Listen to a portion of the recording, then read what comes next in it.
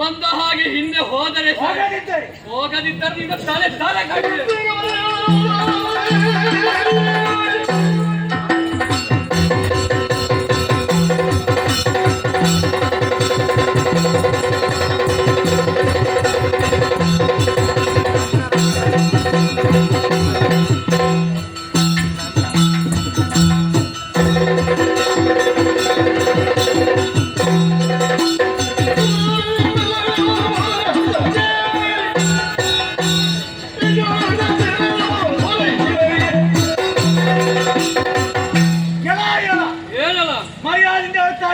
ಏನನ್ನು ಸ್ವರ್ಗದ ಪೀಠವನ್ನು ಬಿಟ್ಟುಕೊಟ್ಟೆ, ನಿನಗೂ ಒಳಿತು ನನಗೂ ಒಳಿತು. ಇಲ್ಲವಾದರೆ ತಲೆ ತಲೆ ಕಡಿ ಬಾನು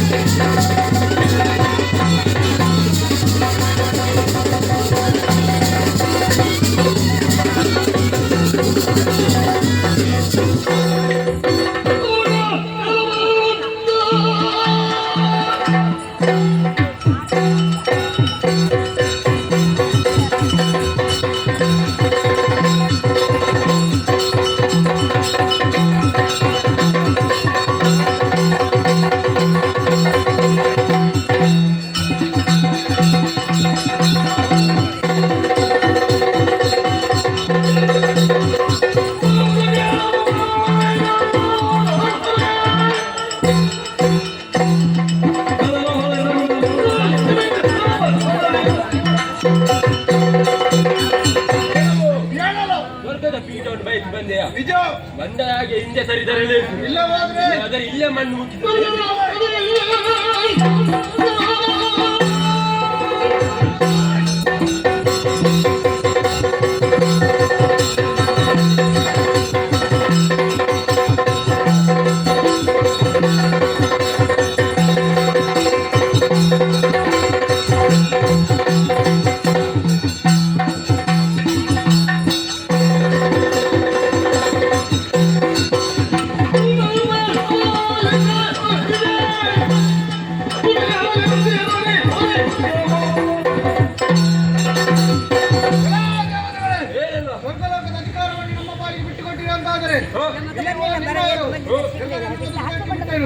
ಇಲ್ಲವಾದರೆ ನಿನ್ನ ಶಿರ ಮಾಡಿದೆವು.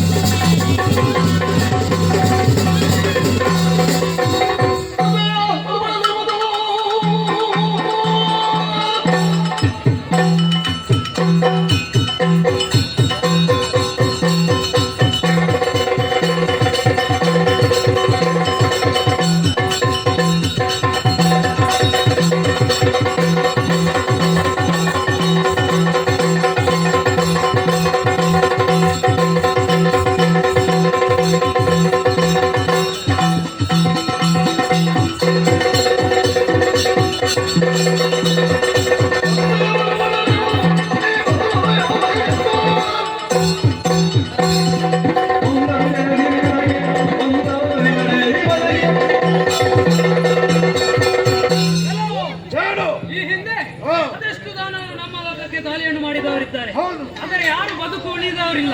ಆದ್ದರಿಂದ ನಿನ್ನಲ್ಲಿ ಹೇಳುತ್ತಾ ಇದ್ದೇನೆ, ಒಳ್ಳೆಯ ಮಾತಿನಿಂದ ಹಿಂದೆ ನಡೆ, ಆದರೆ ನಿನ್ನ ಶಿರಕತ್ತರಿ.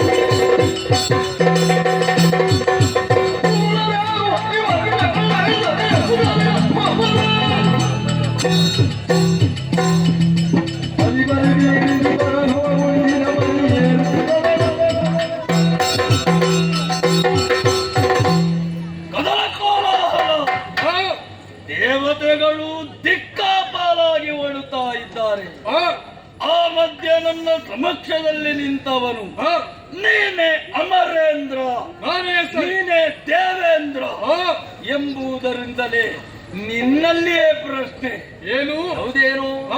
ಹಿಂದೆ ಅದೆಷ್ಟೋ ಮಂದಿಗಳು ನಮ್ಮವರು ಪ್ರಾಮಾಣಿಕವಾಗಿ ದುಡಿದಿದ್ದಾರೆ ಸ್ವರ್ಗಲೋಕಕ್ಕೆ ಬೇಕಾಗಿ. ಆದರೆ ಅವರಿಗೆ ಏನಾದ್ರೂ ಸ್ವಲ್ಪ ಪ್ರತಿಫಲ ಸಿಕ್ಕಿದೆಯಾ? ನೀನು ಕೊಟ್ಟಿದ್ದೀಯಾ? ಅದು ನಿನ್ನ ದುರ್ನೀತಿ ಅಲ್ವಾ? ಹೇಗೆ? ಅಧರ್ಮವಲ್ವಾ? ಹೇಗೆ ಅಲ್ಲ, ನೀನು ಕೊಟ್ಟಿದ್ದೀಯಾ ಅಂತ ಇಲ್ಲ. ಅವರು ದುಡಿದದ್ದಕ್ಕೆ ಏನಾದ್ರೂ ಸಂಭಾವನೆ ಅಲ್ಲ. ಅವರಿಗೆ ಸಿಟ್ಟು ಬಾರದೆ ಇರ್ತದ? ಏನು ಅವರು ಕಷ್ಟಪಟ್ಟು ದುಡಿದಿದ್ದಾರ? ಈ ಕಷ್ಟಪಟ್ಟು ದುಡಿಯುವುದು ಕಷ್ಟಪಡದೆ ದುಡಿಯುವುದು ಎರಡು ಕ್ರಮ. ನಾವು ಸ್ವರ್ಗವನ್ನು ಪಡೆಯಬೇಕು ಅಂತಾದ್ರೆ ಕಷ್ಟಪಟ್ಟಿದ್ದೇವೆ. ಈಗ ಅವರು ಸಮುದ್ರ ಮಥನ ಮಾಡುವಲ್ಲಿ ಕಷ್ಟಪಡ್ಲಿಲ್ವ? ಇದ್ರು ಕಷ್ಟಪಡ್ಲಿಲ್ಲ. ಕೊಟ್ಟಿದ್ದಾರೆ. ಏನಾದ್ರು ಕೊಟ್ಟಿದ್ದೀರಾ? ಆದ್ರೆ ಸಮುದ್ರ ಮಥನ ಕಾಲದಲ್ಲಿ ಕಷ್ಟಪಟ್ಟದ್ದಕ್ಕೆ ಸ್ವರ್ಗ ನಮಗೆ ಸಿಕ್ಕಿದ್ದಲ್ಲ. ನಾವು ಶತಮುಖಗಳನ್ನು ಮಾಡುವ ಮೂಲಕವಾಗಿ ನಮ್ಮದಾದಂತಹ ದೇವಲೋಕವನ್ನು ಗಿಟ್ಟಿಸಿಕೊಂಡದ್ದು. ಈಗ ಶತಮುಖವನ್ನು ಮಾಡಿದಿರಿ, ಯಜ್ಞ ಮಾಡಿದ್ದೀರಿ, ಈ ನೀವು ಮಾಡಿದ ಯಜ್ಞದ ಪರಿಣಾಮ ನಿಮ್ಮ ಸಿಕ್ಕ ಸ್ವರ್ಗದಲ್ಲಿ. ಆ ದುರ್ವಾಸರಿಂದ ಶಾಪ ಸಿಕ್ಕಿದ ಮೇಲೆ ಸ್ವರ್ಗದಲ್ಲಿರುವ ಸುವಸ್ತುಗಳೆಲ್ಲವೂ ಸರ್ವನಾಶವಾಗಿ ಹೋಗ್ಲಿಲ್ಲ, ಸಮುದ್ರ ಪಾಲಾಗ್ಲಿಲ್ಲ. ಹೌದು. ಆಗ ನೀವು ಎಲ್ಲಿ ಅಡಗಿದ್ದೀರಿ? ಸತ್ತು ಹೋಗಿದ್ದೀರಿ. ನಾವು ಹಾಗಾದ್ರೆ ಯಜ್ಞದಿಂದ ಏನು ಪರಿಣಾಮ? ಏನು? ಯಜ್ಞದಿಂದ ಸಿಕ್ಕಿದ್ದು ನೀವು ಕಳ್ಕೊಳ್ಳಿಲ್ವಾ? ಮತ್ತೆ ಕಳ್ಕೊಂಡದ್ದನ್ನು ಪಡೆಯುವಲ್ಲಿ ನಮ್ಮವರು ಪ್ರಾಮಾಣಿಕವಾಗಿ ಕಷ್ಟಪಡ್ಲಿಲ್ವಾ? ಪ್ರಯತ್ನ ಮಾಡ್ಲಿಲ್ವಾ? ಅದಕ್ಕೇನಾದ್ರೂ ಸಿಕ್ಕಿದವರಿಗೆ ಸ್ವಲ್ಪ ಕುಡಿಯುವುದಕ್ಕಾದ್ರೂ ಕೊಟ್ಟಿದ್ದೀರಾ? ಅವರಿಗೆ ಆಸೆ ಇಲ್ವಾ ಪುಣ್ಯಾತ್ಮ? ಸ್ವಲ್ಪ ನಮಗೂ ಬೇಕು ಅಂತ.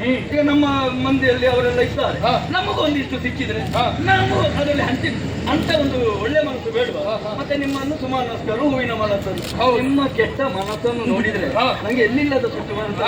ಈಗ ಇನ್ನಾದರೂ ನಾನು ಹೇಳ್ತೇನೆ, ಏನು ನಮ್ಗೆ ಸ್ವಲ್ಪ ಅವರಿಗೆ ನನಗೆ ಬೇಕು ಅಂತ ಇಲ್ಲ, ಅವರಿಗೆ ಬೇಕಾದನ್ನು ಸ್ವಲ್ಪ ಕೊಟ್ಟು ನೀನು ಸ್ವಲ್ಪ ಬದಿಗೆ ನಿಂತು ಅವರು ಸ್ವಲ್ಪ ಸಮಯ ಇರಲಿ, ಅವರಿಗೂ ನಿನಗೊಂದು ಕೊಡಿಯುವುದು ಅಂತ ಇಲ್ವಾ? ಸ್ವರ್ಗಲೋಕದಲ್ಲಿ ಇದ್ದು ತಿಂದದನ್ನೇ ತಿನ್ನುವುದು, ಅನುಭವಿಸಿದ್ದನ್ನೇ ಅನುಭವಿಸುವುದು. ಹಾಗೆ ಸ್ವಲ್ಪ ಅವರಿಗೂ ಕೊಡು, ಹಂಚಿಕೊಂಡು ತಿನ್ನೋಣ ಎಂಬುದನ್ನು ಹೇಳುವುದಕ್ಕೆ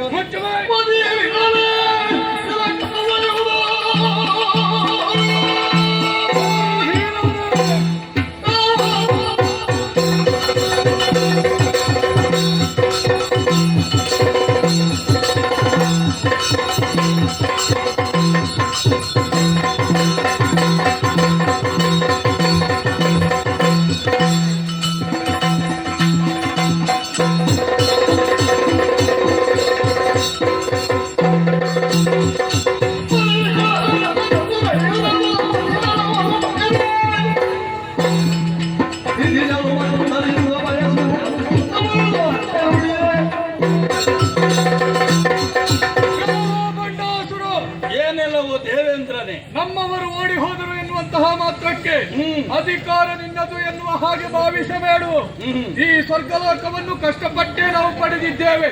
ನೀವಾದರೂ ಕೂಡ ಭೂಲೋಕದಲ್ಲಿ ವರವನ್ನು ಪಡೆದು ನಮ್ಮದಾದಂತಹ ನಾಕಲೋಕಕ್ಕೆ ಬಂದು ಒಂದೊಮ್ಮೆಗೆ ನನ್ನನ್ನು ಓಡಿಸಿದರೂ ಕೂಡ ಇಲ್ಲಿಯವರೆಗೆ ನಾಕ ಎನ್ನುವುದು ಯಾರ ಪಾಲಿಗೂ ಶಾಶ್ವತವಾಗಿ ದಕ್ಕಲಿಲ್ಲ. ನಮಗೆ ಶಾಶ್ವತವಾಗಿರುವಂತದ್ದು ಬೇಕೇ ಬೇಕು ಅಂತ ಹಠ ಇಲ್ಲ. ಮತ್ತೆ ಸ್ವಲ್ಪ ಸಮಯ ಆದರೂ ಸಾಕು. ಹೌದು, ಸ್ವಲ್ಪ ಸಮಯದಲ್ಲಿ ನಿಮ್ಮ ಬುದ್ಧಿ ನಿಮ್ಮ ಹಾಗೆ ದುರಾಸೆ ದೂರ ಆಲೋಚನೆ ಇದುವೇ ನಮಗೆ ಬೇಕು, ಇದೇ ಸಾಯ್ಬೇಕು. ಅದೇ ನಿಮಗೆ ಬೇಕು ಅಂತಲ್ಲ, ನನ್ನ ಬಳಿ ಇರಬಾರದು ಎನ್ನುವಂತಹ ಕಾರಣ ಒಂದರದ್ದು. ಹೌದು ಹೌದಲ್ಲ, ಗೊತ್ತಾಗ್ತದೆ. ಮತ್ತೆ ನಿನ್ನ ಮಾತಿನಿಂದಲೇ ಎಲ್ಲವನ್ನು ತಿಳಿಯಬಲ್ಲೆ ನಾನು. ಹಾಗಾದ್ರೆ ಸ್ವಲ್ಪ ಕೊಡುವುದಕ್ಕೆ ಆಗುವುದಿಲ್ಲ. ಯಾಕೆ? ಒಂದು ಮನ್ವಂತರವರೆಗೆ ನಾಕಲೋಕ ನನ್ನದು ಎನ್ನುವ ಹಾಗೆ ಮೂರು ಮೂರ್ತಿಗಳ ಆಜ್ಞೆ, ಅದನ್ನು ಸುರಕ್ಷಿತವಾಗಿ ಕಾಪಿಟ್ಟುಕೊಳ್ಳಬೇಕಾದುದು ನನ್ನ ಹೊಣೆಗಾರಿಕೆಯೂ ಹೌದು. ಮೂರ್ತಿಗಳಿಗೆ ಈಗ ಬೆಂಕಿ ಯಾಕೆ? ಈಗ ತಾತ್ಕಾಲಿಕವಾದರೂ ನಮ್ಮವರು ಸ್ವರ್ಗಲೋಕದಲ್ಲಿ ಕುಳಿತಿದ್ದಾರಾ? ಹೌದು. ದೇವೇಂದ್ರ ಆಗಿದ್ದಾರಾ? ದೇವೇಂದ್ರ ಆಗ್ಲಿಕ್ಕೆ ಸಾಧ್ಯ ಇಲ್ಲ, ಅಲ್ಲಿ ಕುಳಿತದ್ದು ಮಾತ್ರ. ಅದಿಡು ಏನಿರು, ಅವರು ಅಮರೇಂದ್ರನ ಸ್ಥಾನವನ್ನು ಅಲಂಕರಿಸಿದ್ದಾರಾ? ಹೌದು. ಹಾಗಾದರೆ ಮತ್ತೆ ನಿನ್ನ ಸ್ಥಾನದಲ್ಲಿದ್ದವರು ಹೆಸರು ಯಾಕೆ ಬದಲಾವಣೆ ಆಗುತ್ತದೆ? ಅದಲ್ಲ, ಅಂತೂ ತಾತ್ಕಾಲಿಕವಾಗಿಯೂ ದೊರಕಿದೆ ಅಂತಾದ್ರೆ ನಿನ್ನ ಒಂದು ಮನ್ವಂತರಕ್ಕೆ ಏನು ಅರ್ಥವೇ ಅರ್ಥ ಆಗುತ್ತದೆ. ಈಗ ನಾನು ಬಂದದ್ದು ಅದುವೇ, ನನಗೆ ಒಂದು ಮನ್ವಂತರಕ್ಕೆ ನಾನು ಆಗಬೇಕು, ಅದು ನನ್ನ ಆಟ ಅಲ್ಲ. ಸ್ವಲ್ಪ ನಮ್ಮವರು ಅನುಭವಿಸಲಿ, ಇಂತಹ ಒಳ್ಳೆಯ ಭಾವನೆಯಿಂದ ನಿನ್ನಲ್ಲಿ ಇಷ್ಟು ಹೇಳಿದೆ. ಇನ್ನು ಏನು ಗೊತ್ತಾ? ನಿನ್ನ ಬೆನ್ನಿಗೆ ನಾನು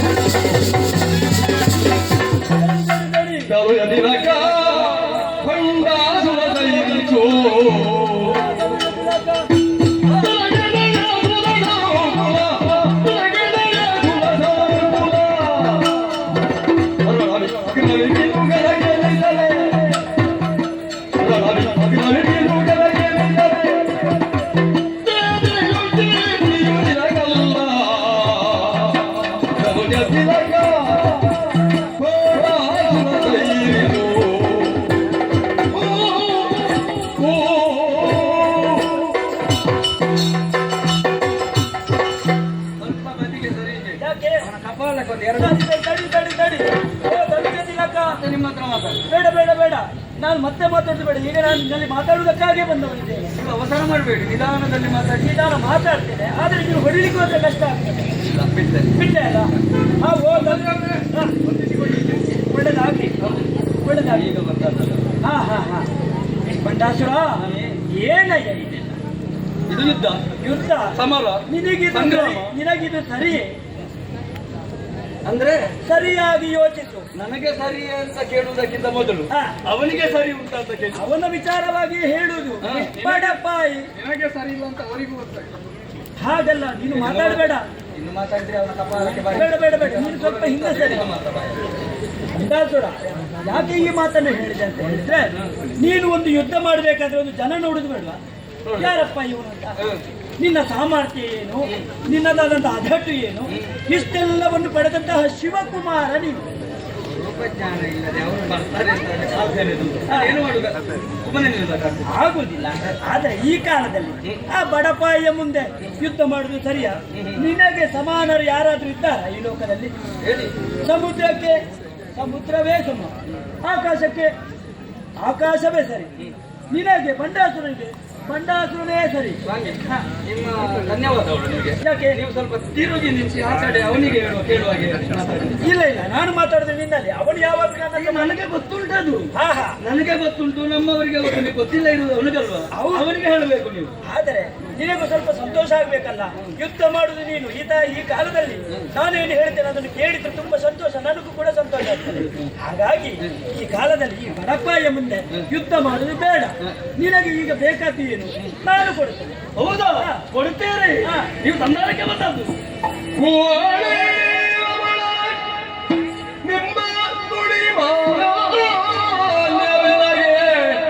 ನಿಮ್ಮ ನುಡಿ ಮಾನ್ಯ ಬೆಲೆಗೆ ಏನು?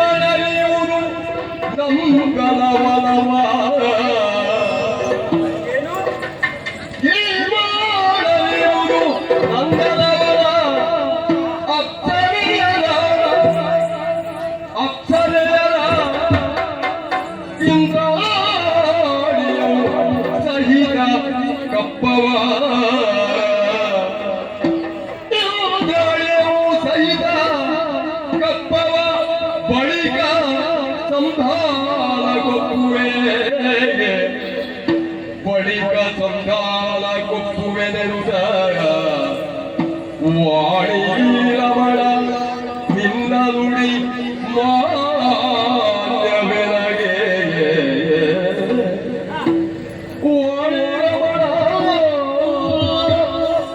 ವಾಣಿ ರಮಣ ಬಂಡಾಸುರ ನಿನ್ನ ನುಡಿ ಹಾ, ಮಾನ್ಯವೇನಾಗೆ. ಸಂತೋಷ ಆಯ್ತಲ್ಲ. ಆಹಾ. ಸ್ವಾಮಿ, ಸಂಧಾನಕ್ಕಾಗಿ ಆಗಮಿಸಿದವರು ತಾವು ಹಾ, ಸಂಗ್ರಾಮ ನಿಲ್ಲಿಸಿದ್ದೀರಿ. ಹೌದು. ಇದೇ ರೀತಿ ಸಂಗ್ರಾಮದಿಂದ ಏನು ಪ್ರಯೋಜನ? ನನಗೂ ಇಲ್ಲ, ಅವನಿಗೂ ಇಲ್ಲ. ಹೌದು. ಉಳಿತಾಯಿತು. ಹಾ. ನನಗೆ ಬೇಕಾದದ್ದು ಸಿಗ್ತದೆ ಅಂತ ಆದ್ರೆ ಮತ್ತೆ ನನಗೆ ಸಂಗ್ರಾಮ ಯಾಕೆ, ಇನ್ನೊಬ್ಬರ ಮೇಲೆ ಹೋರಾಟ ಯಾಕೆ? ಯಾಕೆ? ಒಳ್ಳೇದಾಯಿತು ನೀವು ಬಂದದ್ದು. ಹಾ. ಸ್ವಾಮಿ, ಗೀರ್ವಾಣರು ಹಾ, ಇವರೆಲ್ಲ ಅನುಭವಿಸುತ್ತಿರುವಂತ ಹಾ, ಈ ಸುವಸ್ತುಗಳ ಮೇಲೆ ಆಶೆ ನನಗೆ. ಆಹಾ. ಅದೆಲ್ಲವೂ ನನ್ನದಾಗಿರಬೇಕು, ನನಗೆ ಬೇಕು. ಅದಕ್ಕೆ ಬೇಕಾಗಿ ಹಾ, ಇವರು ತಿರುಗಾಡುತ್ತಿರುವಂತಹ ಆ ನಂದನವನ ಹಾ, ಹಾ. ನನ್ನ ಪಾಲಿಗೆ ಬಿಟ್ಟು ಕೊಡಬೇಕು. ನಂದನವನ ದೇವೇಂದ್ರ, ದೇವ, ನಂದನವನ್ನು ಕೊಡ್ಬೇಕಂತ. ನಂದನವನ ಹಾ, ನಮ್ಮ ತಿರುಗಾಟಕ್ಕಂತ ಇದ್ದದ್ದು ಅದು ಒಂದೇ ದೇವರೇ, ಹಾ. ಅದನ್ನೇ ಕೊಡ್ಬೇಕಾ? ಈಗ ತಿರುಗಾಡ್ಲಿಕ್ಕೆ ಬಿಡದಿದ್ರೆ ಏನು ಮಾಡ್ತಿ? ಅದು ಹೌದು. ಏನ್ ಮಾಡಿದ್ದು ಸಾಕು ತಿರುಗಾಟ, ನಾವು ಇನ್ನು ಮಾಡ್ತೇವೆ. ನೀವು ಹೇಳಿದ ಮೇಲೆ ಕೊಡುವ ದೇವರೇ. ಕೊಡುವ ಒಪ್ಪಿಗೆ ನನ್ನದು. ಯಾರ ನೋಡು? ರಂಬೆ, ಹಾ. ಊರ್ವಶಿ, ಹಾ. ವಾರಾಂಗನೆಯ, ಹಾ, ಹಾ, ಹಾ. ಅಪ್ಸರಾಂಗನೆಯ ಅವರೆಲ್ಲ ಹಾ. ನನ್ನ ಆಧೀನದಲ್ಲಿರಬೇಕು. ಎರಡನೇ ದೇವೇಂದ್ರ ದೇವ. ಅಪ್ಸರೆಯರನ್ನು ಕೇಳ್ತಾ ಇದ್ದಾನೆ. ಅಕ್ಷರಯ್ಯರು. ಇನ್ನು ನಮ್ಮ ನಾಟ್ಯ ವೈಭವಕ್ಕೆ ಜನ ಯಾರು ದೇವ್ರೆ? ನಿಮ್ಮ ನಾಟ್ಯ ವೈಭವದಿಂದಲೇ ಹಾಳಾದದ್ದು, ಇಲ್ಲದ್ರೆ ಸರಿ ಇತ್ತು. ನಮ್ಮ ಚಿಕ್ಕ ಮೇಳಕ್ಕಂತ ಇದ್ದದ್ದು ಅವರೇ. ಹಾ, ಹಾ, ಹಾ. ಅವರನ್ನು ಕೂಡ ಕೊಟ್ಟು ನಮ್ಮ ಚಿಕ್ಕ ಮೇಳಕ್ಕೂ ದೊಡ್ಡ ಮೇಳಕ್ಕೂ ಬಿಟ್ರೆ ಅಲ್ಲ ಇಲ್ಲಿ. ಹಾ, ಇವುಗಳೊಂದು ಚಿಕ್ಕ ಮೇಳ. ಹಾ. ಹೇಳಿ ಪ್ರಯೋಜನ ಇಲ್ಲ. ನಮ್ಮಂತರಿಗೆ ದಾರಿ ನಡೆಯುವುದಕ್ಕಾಗುವುದಿಲ್ಲ. ನಿಮ್ಮದು ನಿನ್ನೆ ಅಲ್ಲಿ ಬಂದಿತ್ತು. ಕಷ್ಟ ಅದೇ. ಆಯ್ತು ದೇವ್ರೆ. ನೀವು ಅದರಲ್ಲಿದ್ದೀರಾ? ನಾನಿಲ್ಲ, ನಾನೇ ನನಗೆ ಹೇಳುವಾಗ ನಾನು ಸಿಟ್ಟು ಕಪಿಲ ಬರ್ತದೆ. ಬಿಟ್ಟು ಬೇರೆ ಎಲ್ಲಿ ಹೋಗುದೆ? ಕಪಾಲಕ್ಕೆ ಬಾರಿಸುವಂತ ಬೇಡ, ಬೇಡ. ನೀವುಗಳು ಮಾಡುವ ಅನ್ಯಾಯದಿಂದ ನಮಗೆ ಕೆಟ್ಟ ಹೆಸರು. ಹೌದು. ದೇವರು ಹೇಳಿದ ಮೇಲೆ ಕೊಡುವ. ಆದೀತು, ಅಪ್ಸರೆಯನ್ನು ನಿನಗೆ ಒಪ್ಪಿಸಿದ್ದೇನೆ. ಕಪ್ಪ ಕಾಣಿಕೆಗಳು ಸಹಿತ ಅದು ಆಗಲಿ ಕೊಡುವ. ಸ್ವಾಮಿ, ಇದೆಲ್ಲ ಅನುಗ್ರಹಿಸಿದ ಅವ ಕೊಡುವುದಕ್ಕೆ ಒಪ್ಪಿದ. ಕಡೆಯದಾಗಿ ಒಂದು ಬೇಕು ನನಗೆ. ಅವ ಈಗ ಕೊಡ್ತಾನ ಇಲ್ವಂತ ನನಗೊಂದು ಸಂಶಯ. ಏನದು? ಗಂಡ ಆದವ ಕೊಡ್ಲಿಕ್ಕಿಲ್ಲ, ಅಷ್ಟು ದೊಡ್ಡದು ಕೇಳಿ ತಿಂತಾಯ್ತು. ಮಾನ ಇದ್ದವ ಕೊಡ್ಲಿಕ್ಕಿಲ್ಲ, ಮೂಗಿದ್ದವ ಕೊಡ್ತಾನೋ ಇಲ್ವೋ ಅಂತ ಒಂದು ಅನುಮಾನ. ಸ್ವಾಮಿ, ಅಂತದ್ದೇನು? ಸ್ವಾಮಿ, ಯಾರೇ ಆಗಲಿ ಇಂದ್ರ ಪದವಿಯಲ್ಲಿ ಕುಳಿತಿರುವಾಗ ಅವನ ವಾಮಭಾಗವನ್ನು ಅಲಂಕರಿಸುವುದಕ್ಕೆ ಯೋಗ್ಯ ವ್ಯಕ್ತಿ ಬೇಕಾಗುತ್ತದೆ. ಅದಕ್ಕೆ ಬೇಕಾಗಿ ಇವನ ಸತಿಯಾಗಿರುವಂತಹ ಇಂದ್ರಾಣಿ ನನಗೆ ಬೇಕು.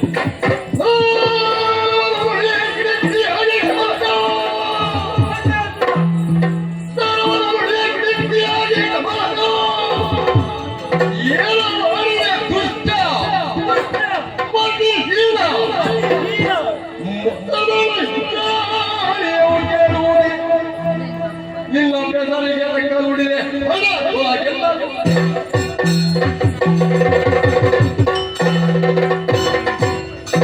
ಏನನಾಡಿದೆ ಬಡ್ಡಾಸುರ? ನಿಮಗೆ ಕಾಲಿಗೆ ಇರುವೆ ಖಚಿತ, ಇರುವೆ ಖಚಿತಲ್ಲ. ತಿರುಗುತ್ತೀರಿ ಅಲ್ಲಿಗೆ 3 ಸುತ್ತು. ಮತ್ತಿನ್ನೇನು ಮಾಡಬೇಕು? ನೀನು ಹಾಗೆ ಮಾತಾಡಿದ್ರೆ ಏನು ಮತಿಹೀನನಾಗಿ ಮಾತಾಡಿದ್ಯಲ್ಲ.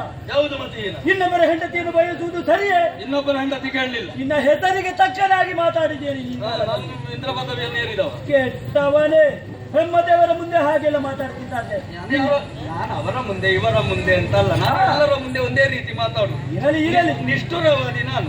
ಅವರ ಮುಂದೆ ಹೀಗೆ, ಇವರ ಮುಂದೆ ಹೀಗೆ, ಹಾಗೆಲ್ಲ ಮುಖಸ್ತುತಿ ಎಲ್ಲ ನಂಗೆ ಗೊತ್ತಿಲ್ಲ. ಮುಖಸ್ತುತಿ ಗೊತ್ತಿಲ್ಲ, ಆದ್ರೆ ಬ್ರಹ್ಮದೇವರ ಮುಂದೆ ಹೇಗೆ ಮಾತಾಡ್ಬೇಕೆಂದು ನಿನಗೆ ತಿಳಿದಿಲ್ಲ ಅಂತ ಆದ್ರೆ ನಾನು ಸರಿಯಾದ ಪಾಠವನ್ನು ನಿನಗೆ ಕಳಿಸ್ತೇನೆ. ನೀನು ಅತಿಯಾದಂತಹ ಪದವಿಯಲ್ಲಿ ಏರಿದಂತ ನೀನು ಇನ್ನು ಸ್ಥಾನ ಭ್ರಷ್ಟರಾಗಿದ್ಯ. ಹೇಳಿದನ್ನು ಕೇಳದಂತ ನಿನಗೆ ನನ್ನ ಶಾಪ.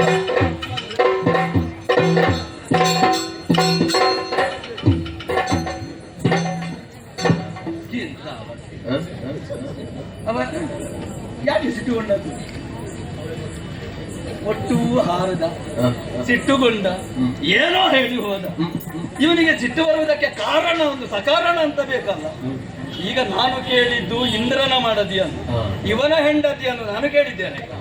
ಇವನ ಹೆಂಡತಿಯನ್ನು ಕೇಳ್ತಾ ಇದ್ರೆ ಇವನಿಗೆ ಸಿಟ್ಟು ಬರುವುದು ಸ್ವಾಭಾವಿಕ. ಇವರಿಗೆಲ್ಲ ಎತ್ತ ಮಗಳನ್ನು ಮದುವೆಯಾಗಿರುವವನು ಇವನನ್ನು ಉತ್ತಮ ಅಂತ ಹೇಳ್ತಾರೆ. ಇರಲಿ, ನನಗದು ದೊಡ್ಡದಲ್ಲ. ಸುಧರ್ಮ ಸಭೆ ಸಿಂಹ ಬಿಡ್ತಾರ ಏರಿ ಉಳಿದು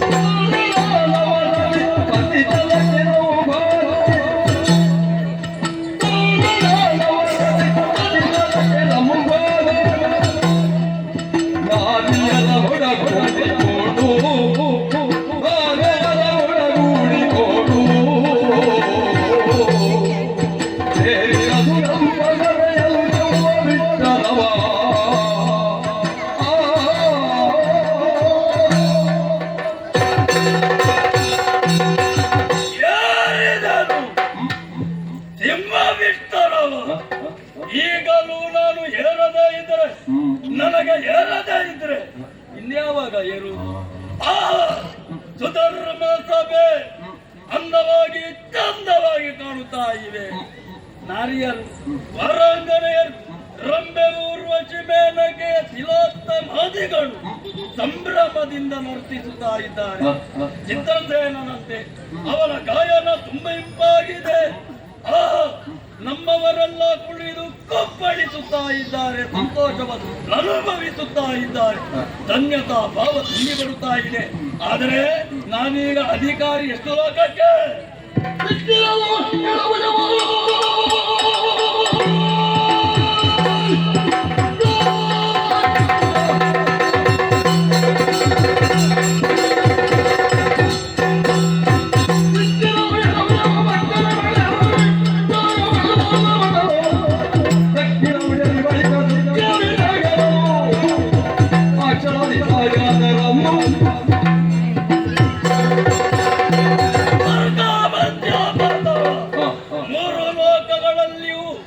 ನಮ್ಮವರೇ ಕುಣಿದಾಡಬೇಕು.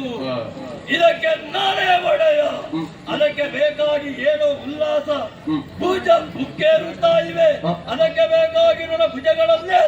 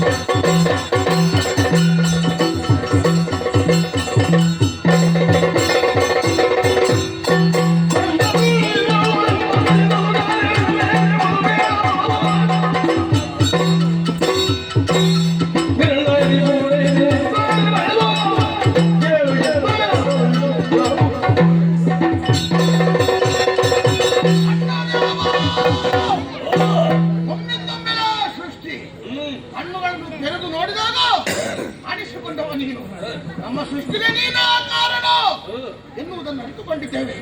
ಅಯ್ಯೋ, ಯಾಕಾಗಿ ಸೃಷ್ಟಿ ನಮ್ಮಿಂದ ಏನಾಗಬೇಕು ಅಪ್ಪನೇ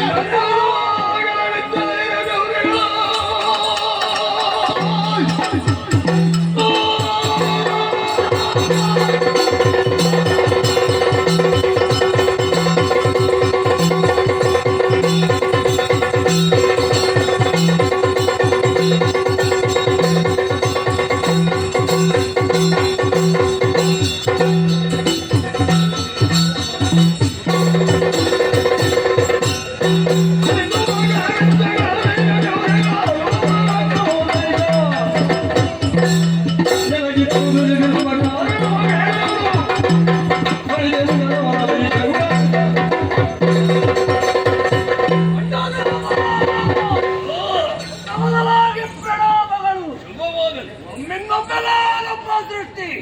ಸಾಮಾನ್ಯವಾಗಿ ಈ ಪ್ರಪಂಚದಲ್ಲಿ ಒಂದು ಜೀವಿಯು ಹುಟ್ಟಿದಾಗ ಅದಕ್ಕೆ ಜ್ಞಾನ ಎಂಬುದು ಇರುವುದೇ ಇಲ್ಲ. ಬೆಳವಣಿಗೆಯನ್ನು ಹೊಂದುತ್ತಾ ಜ್ಞಾನವನ್ನು ಸಂಪಾದಿಸುತ್ತಾ ಇದೆ. ಆದರೆ ನಮ್ಮದು ಹಾಗಲ್ಲ. ಹುಟ್ಟಿದಾಗಲೇ ವಿದ್ಯಾಬುದ್ಧಿ ಧೈರ್ಯ ಶೌರ್ಯಗಳಿಂದ ನಾವು ಬೆರೆಯುತ್ತಾ ಇದ್ದೇವೆ. ದೇವ, ನಮ್ಮ ಸೃಷ್ಟಿಗೆ ನೀನೇ ಕಾರಣಿ ಕರ್ತವ್ಯ ಎಂಬುದನ್ನು ಅರಿತುಕೊಂಡಿದ್ದೇವೆ. ಯಾಕಾಯಿತು ಅಡ್ಡ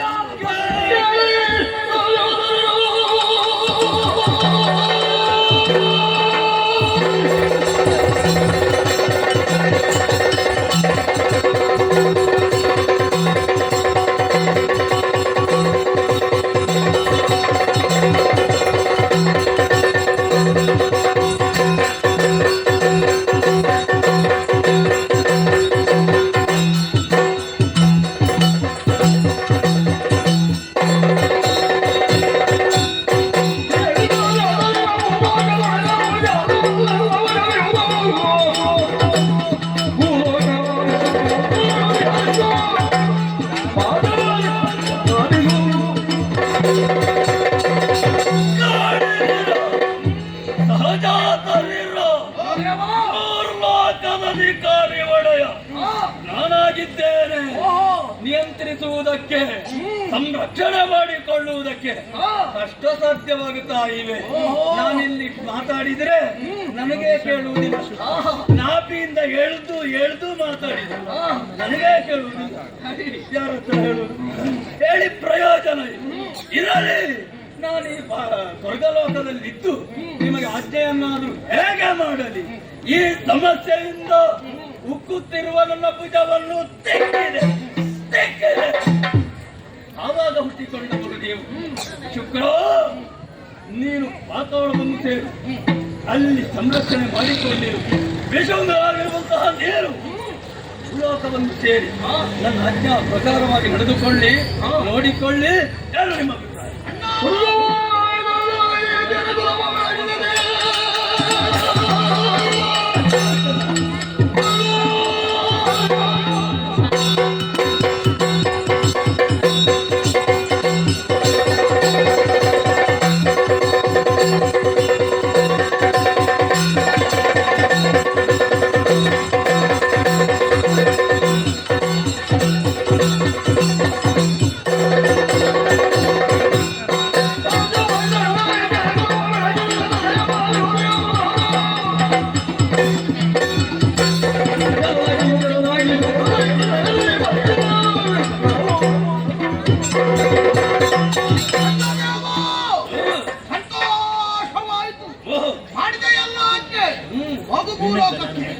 ನಮ್ಮ ವಿರೋಧವಾಗಿ ಯಾರಾದ್ರೂ ವರ್ತಿಸ್ತಾರೆ ಅಂತಾದ್ರೆ ಅವರನ್ನು ಕೊಡಿ ಎನ್ನುವ ಹಾಗೆ ತಡ ಮಾಡುವುದಿಲ್ಲ. ಭೂಲೋಕವನ್ನು ಸೇರಿಕೊಳ್ಳುತ್ತೇನೆ, ನನ್ನದಾದಂತ ಕಾರ್ಯದಲ್ಲಿ ತೊಡಗುತ್ತೇನೆ.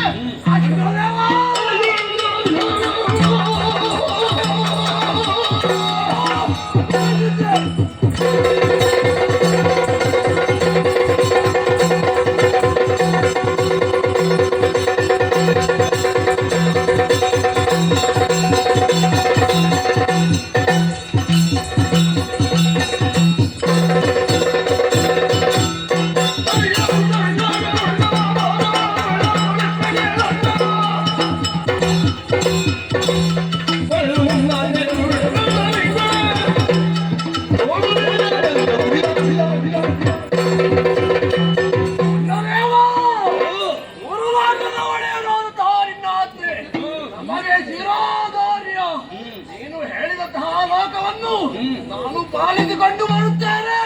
ಚಿಂತೆ ಎಂದು ಬಿಡುವಂತವೇವ. ಒಂದು ಸಮಸ್ಯೆ ಮುಗಿಯಿತು. ಅದು ಸಾರುತ್ತೆ ಅಂತ ಅದು ದಿನ. ಅಣ್ಣರೇ, ಈಗ ನಾವು ಇಬ್ಬರಿದ್ದೇವೆ, ನಮಗದು ಬೇಕು ಬೇಕು ಅಂತ ಇದ್ದಾರೆ ನಮ್ಮವರು, ಮಂತ್ರಿಗಳು, ಸೇನಾಧಿಪತಿಗಳು. ಆಗಲ್ಲ ಹಾಗೆ. ಮತ್ತೆ ನಮ್ಮ ಜೊತೆಯಲ್ಲಿ ನಮ್ಮ ಬೇಕು ಬೇಡಗಳನ್ನು ಕೇಳುವವರು ಹಾ ನಮಗೆ ಒಂದು ತಂಗಿ ಬೇಕು ಅಂತ. ಹಾಗೆ ಜೊತೆಯಲ್ಲಿಯೇ ಮಾತೃವಾತ್ಸಲ್ಯವನ್ನು ತೋರಿಸುವಂತ ಮಾತೃವಾತ್ಸಲ್ಯವನ್ನು ಅಲ್ವಾ ಏನು ಮಾಡುದು ಈಗ? ಅದು ಬೇಕು ಅಂತಾದ್ರೆ ನಿನಗೆ ದೊಡ್ಡ ಸಂಗತಿ ಅಲ್ಲ. ಏನು ಮಾಡಬೇಕು ಅಂತ ಹೇಳುದು? ಒಂದು ಸೃಷ್ಟಿ ಹೇಗೆ ನಮಗೆ ಈಗಲೂ ತಿಕ್ಕುವುದ? ನಿಮ್ಮಂತೆಯೇ ಆಗಿತ್ತು. ದೊಡ್ಡ ಶರೀರದವರು ಹುಟ್ಟಿಕೊಳ್ಳುತ್ತಾರೆ, ಅದು ಬೇಡ. ಅತಿ ಶರೀರದಲ್ಲಿ ಮೃದುವಾಗಿರುವಂತಹ ಸ್ಥಳ ಯಾವುದು? ವಕ್ಷಸ್ಥಳ, ಹೃದಯ. ಆ ಹೃದಯದಲ್ಲಿ ಸಿಕ್ಕಿದ್ದೇನೆ.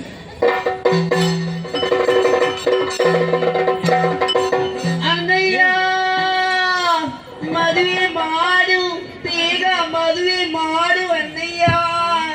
ಸಂಬಂಧಿದೆ ಅದೆಂತದ್ದು ಅಪಸ್ವರ? ಅದೇ ಸೃಷ್ಟಿ, ಅದು ನಿಮ್ಮ ಸೃಷ್ಟಿ. ನಾವು ಸೃಷ್ಟಿ ಅಲ್ಲ.